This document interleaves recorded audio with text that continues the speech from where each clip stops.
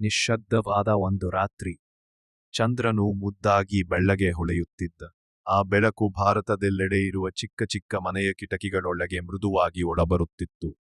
ಆ ಮನೆಗಳಲ್ಲಿ ಮಲಗುವ ಮುನ್ನ ಯೋಚಿಸುತ್ತಿರುವ ಚಿಕ್ಕ ಹೃದಯಗಳು ಚಿಂತೆಯೂ ಕನಸು ಆಶೆಯೂ ತುಂಬಿದವು. ಉತ್ತರ ಭಾರತದ ಒಂದು ಚಿಕ್ಕ ಗ್ರಾಮದ ಮನೆಯಲ್ಲಿ ಆರವ್ ಎಂಬ ಹುಡುಗನ ಚಿಕ್ಕ ಕಣ್ಣುಗಳು ಇನ್ನೂ ಮುದ್ದಾಗಿ ತೆರೆದಿದ್ದವು. ಅವನು ಯೋಚಿಸುತ್ತಿದ್ದನು, ನಾಳೆ ಶಾಲೆಯಲ್ಲಿ ಪರೀಕ್ಷೆ ಇದೆ, ನಾನು ಚೆನ್ನಾಗಿ ಓದಿರುವೆನಾ? ಮೃದುವಾದ ಗಾಳಿ ಅವನಿಗೆ ಹೇಳಿದಂತೆ, ಹುಡುಗನೇ, ನೀನು ಪ್ರಯತ್ನ ಮಾಡಿದ್ದೀಯಾ, ಅದು ಸಾಕು. ಅದೇ ಸಮಯದಲ್ಲಿ ದಕ್ಷಿಣ ಭಾರತದ ಒಂದು ಪಟ್ಟಣದ ಲಾವಣ್ಯ ಮಲಗಳು ಹಾಸಿಗೆಯಲ್ಲಿದ್ದಳು. ಆದರೆ ಅವಳ ಮನಸ್ಸಿನಲ್ಲಿ ಒಂದೇ ಒಂದು ಚಿಂತೆ. ಅಮ್ಮ ಅಪ್ಪ ಕೆಲಸಕ್ಕೆ ತುಂಬಾ ಓಡಾಡ್ತಾರೆ, ಅವರು ಆಯಾಸವಾಗ್ತಾರೋ? ಕಿಟಕಿಯ ಹೊರಗಿರುವ ನಕ್ಷತ್ರಗಳು ಮಿಂಚುತ್ತಾ ಅವಳಿಗೆ ಹೇಳುವಂತೆ, ನಿನ್ನ ಪ್ರೀತಿಯೇ ಅವರಿಗೆ ದೊಡ್ಡ ಶಕ್ತಿ. ಪಶ್ಚಿಮ ಭಾರತದ ಗದ್ದಲದ ನಗರದ ಮಧ್ಯದಲ್ಲಿ ಇಜಾನ್ ಎಂಬ ಹುಡುಗ ತನ್ನ ತಂಗಿಗೆ ಕತೆ ಹೇಳುತ್ತಿದ್ದ. ಆದರೆ ಅವಳ ಮನಸ್ಸಿನಲ್ಲಿ ಸಣ್ಣ ಭಯ. ನಾಳೆ ನನ್ನ ಕ್ರಿಕೆಟ್ ಟ್ರಯಲ್, ನಾನು ಆಯ್ಕೆಯಾಗುತ್ತೀನೋ? ಚಂದ್ರನ ಬೆಳಕು ಅವನ ಮುಖಕ್ಕೆ ಬಿದ್ದಂತೆ, ನೀನು ಆಟವನ್ನು ಪ್ರೀತಿಸುತ್ತೀಯ, ಅದು ನಿನಗೆ ದಾರಿ ತೋರಿಸುತ್ತದೆ.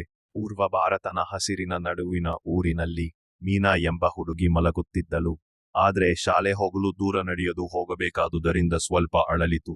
ಗಾಳಿಯ ಸದ್ದು ಅವಳಿಗೆ ಗುಂಗುರಿಸಿ, ಪ್ರತಿ ಹೆಜ್ಜೆ ನಿನ್ನನ್ನು ನಿನ್ನ ಕನಸಿನತ್ತ ಕರೆದೊಯ್ಯುತ್ತಿದೆ. ಹೀಗೆ ಭಾರತ ಲಕ್ಷಾಂತರ ಮಕ್ಕಳು ಮಲಗುವ ಮುನ್ನ ಚಿಕ್ಕ ಚಿಕ್ಕ ಯೋಚನೆಗಳಲ್ಲಿ ಮುಳುಗುತ್ತಾರೆ. ಗಾಳಿ, ನಕ್ಷತ್ರಗಳು, ಅವರೆಲ್ಲ ಒಂದೇ ಮಾತು ಹೇಳುತ್ತಿರುತ್ತವೆ, ನೀವು ಚಿಕ್ಕವರಾದರೂ ನಿಮ್ಮ ಕನಸುಗಳು ದೊಡ್ಡವು, ಮತ್ತು ನಾಳೆ ಎಂಬ ಹೊಸ ಬೆಳಕು ನಿಮಗೆ ಹೊಸ ಶಕ್ತಿ ಕೊಡುತ್ತದೆ.